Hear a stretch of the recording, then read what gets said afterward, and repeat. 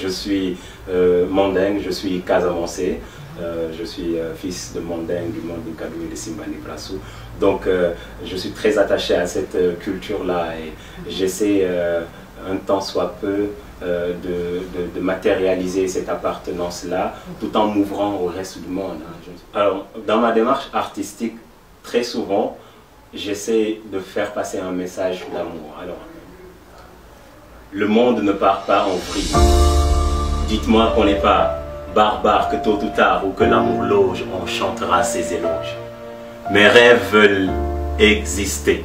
Ils portent des pancartes de bout au bout de ma langue île, m'éveillent à ma triste réalité, alitée et recouverte d'un linceul.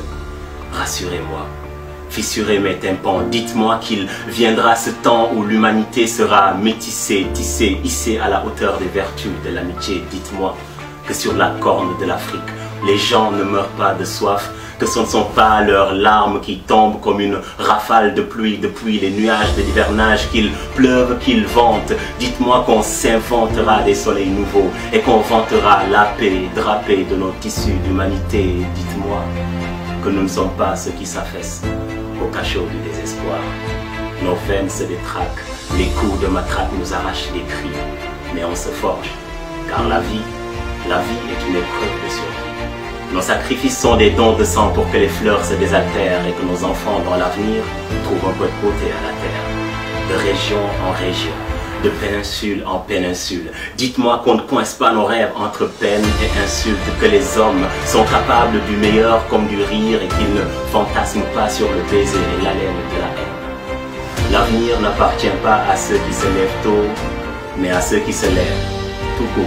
À la mémoire de ceux qui sont tombés à Balfour, Maïdougouri, Hyderabad, Garissa, Charlie Hebdo, hebdomadairement, les dommages collatéraux tuent des jeunes, des vieux, hommes, femmes, enfants qui ne sont coupables que d'une seule chose, de s'être trouvés au pire endroit, au pire moment, face à la pire espèce d'hommes. Les hommes sont malades, ils ont le fibrome de la vérité, l'asthme de la sincérité, la vergeture de la lâcheté. Nous sommes tous à la recherche d'un peu de chaleur humaine dans le désert de nos cœurs. Corruption, collusion, la politique en proie à la délation, la gabegie à foison, mentir sans componction, délit de concussion, persécution sans répercussion.